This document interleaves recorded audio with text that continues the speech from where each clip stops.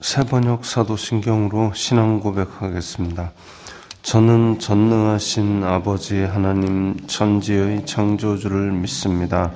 저는 그분의 유일하신 아들 우리 주 예수 그리스도를 믿습니다. 그분은 성령으로 잉태되어 동정녀 마리아에게서 나시고 본디오 빌라도에게 고난을 받아 십자가에 못 박혀 죽으시고 장사된 지 사흘 만에 죽은 자 가운데서 다시 살아나셨으며 하늘에 오르시어 전능하신 아버지 하나님 우편에 앉아 계시다가 거기로부터 살아있는 자와 죽은 자를 심판하러 오십니다.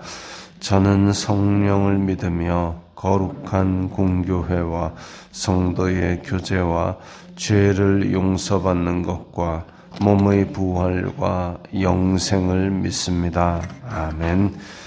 거룩하신 아버지 하나님 감사합니다. 간밤에도 편히 쉬게 해주시고 새벽에 기도하는 자리에 불러주시니 감사합니다. 이 시간 저희들이 마음 중심으로 주님을 경외하게 하여 주시옵소서. 예수님 이름으로 기도드리옵나이다. 아멘. 찬송가 280장입니다.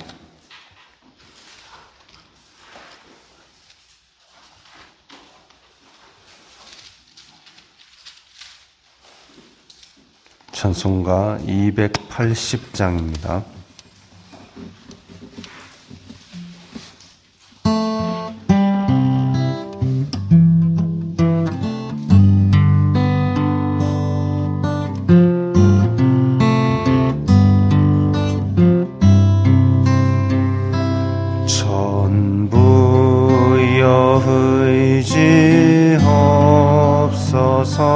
손 들고 옵니다. 주 나를 외면하시면 나 어디 가리까. 내 죄를 씻기 위하여 피 주시니 고백게 하는 마음으로 주 앞에 옵니다. 전부터 계신 주께서 영 죽을 죄인을 보혈로 구해 주시니 그 사랑하옵네. 내 죄를 씻기 위하여 피 흘려 주시니 고백게 하는 마음으로 주 앞에 옵니다. 나 예수 의지함으로 큰 권능 받아서 주님께 구한 모든 것 늘 얻겠습니다. 내 죄를 씻기 위하여 피 흘려 주시니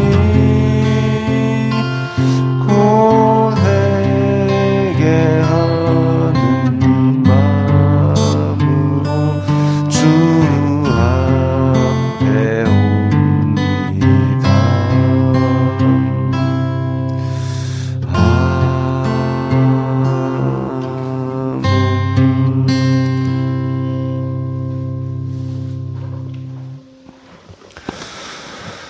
오늘 말씀은 민수기 12장 9절부터 16절까지의 말씀입니다.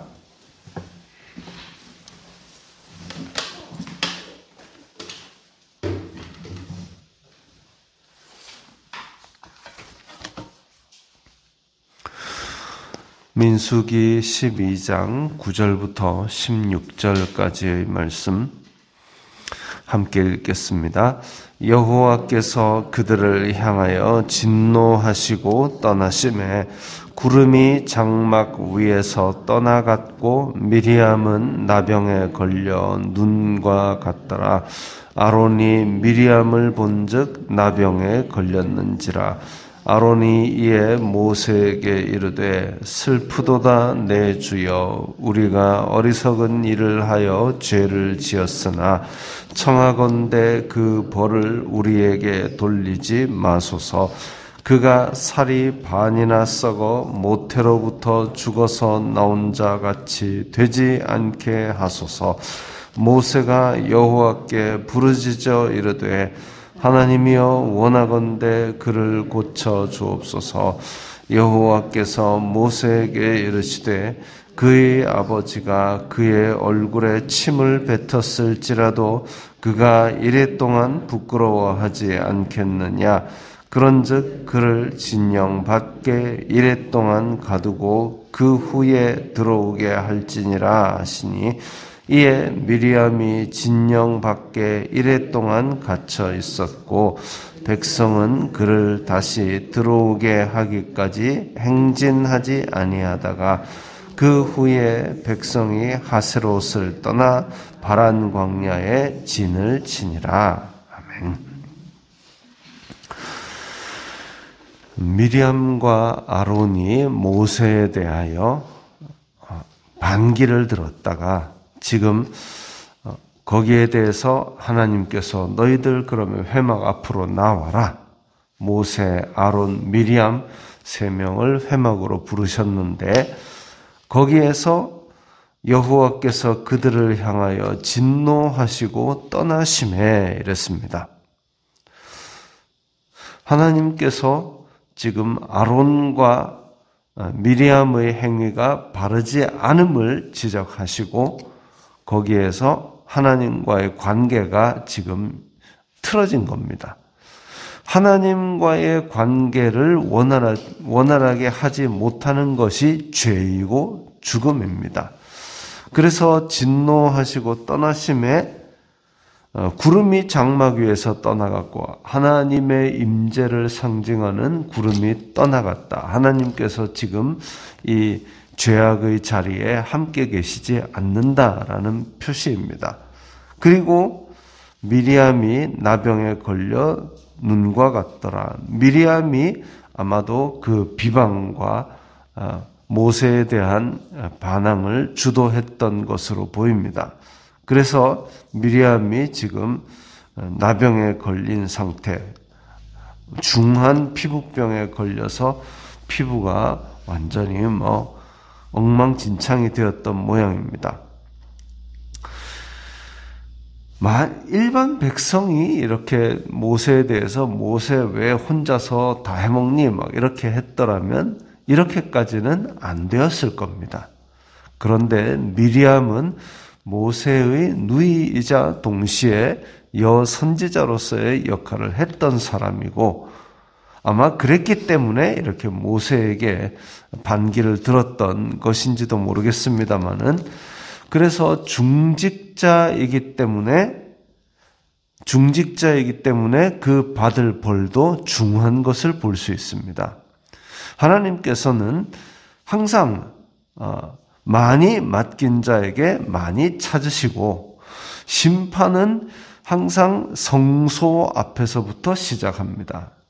그렇기 때문에 하나님을 생판 모르는 사람에 대해서 하나님께서 너 왜 나 몰라 하고 강하게 벌을 주시는 것이 아니라 하나님을 안다고 하면서 하나님과 가장 가깝다는 사람들에게 너 그러면 어떤 열매를 맺었니? 라고 많이 요구를 하시는 것이죠. 그런 의미에서 중직자가 받을 벌은 중벌이 됩니다. 두 번째로 여기서 볼 것은 회개하는 장면이죠. 11절에 아론이 회개를 합니다. 우리가 그 전에 슬프도다 내 주여, 모세에게, 동생인 모세에게 슬프도다 내 주여라고 그 위치를 인정합니다. 그 이전에는 다른 생각을 했으니까 어떻게 너 혼자 하나님의 말씀을 너 혼자 독점하니 우리도 하나님과 말씀하지 않았느냐 이렇게 대들더니 슬프도다 내 주여, 내 주여라고 고백을 합니다.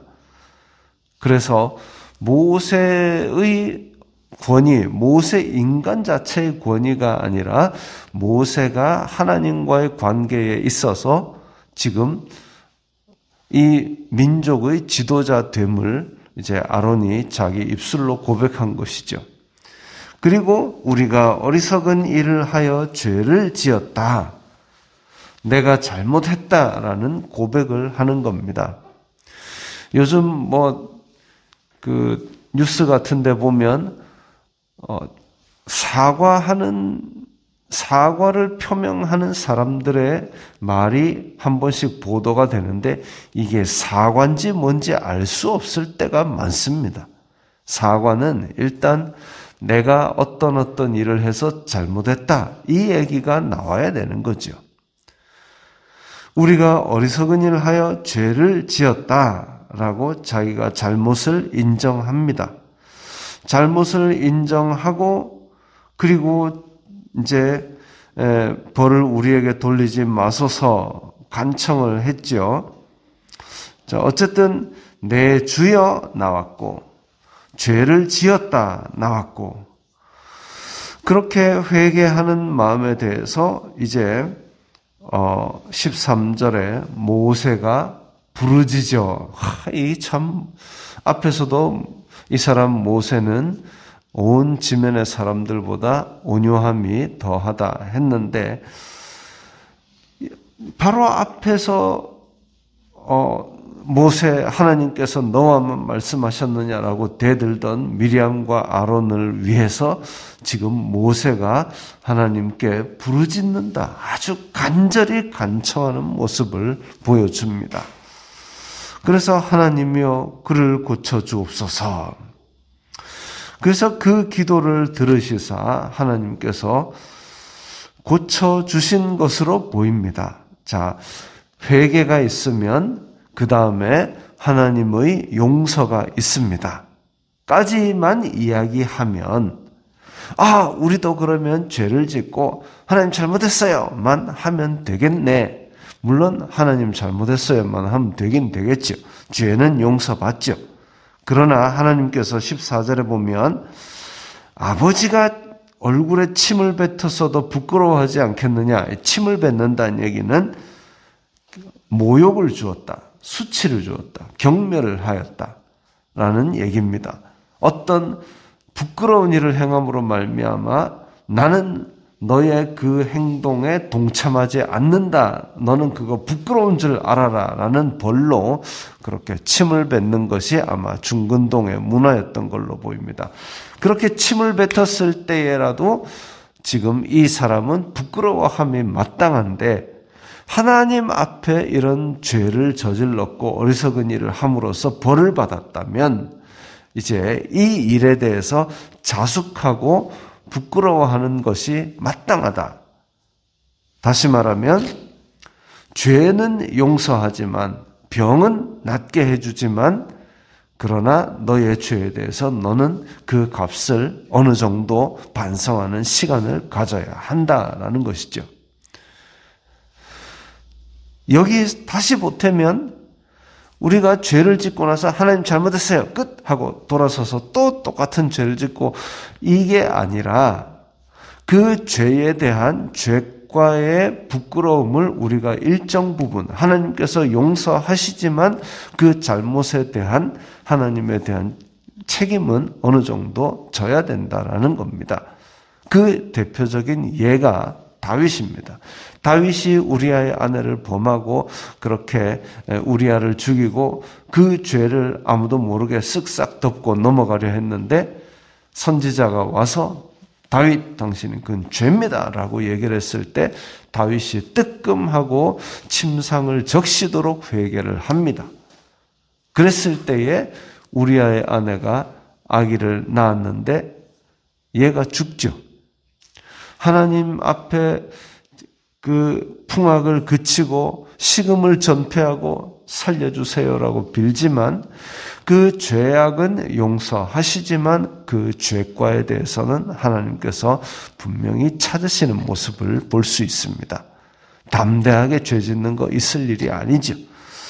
그래서 회개와 그 다음에 용서 이후에 아무것도 없어지는 것이 아니라 거기에 대해서 분명히 하나님께서 부끄러워하지 않겠느냐라는 그 부분을 우리는 꼭 기억을 해야 합니다. 그래서 이래 동안 진 밖에, 공동체 밖에 그렇게 격리했던 것을 봅니다.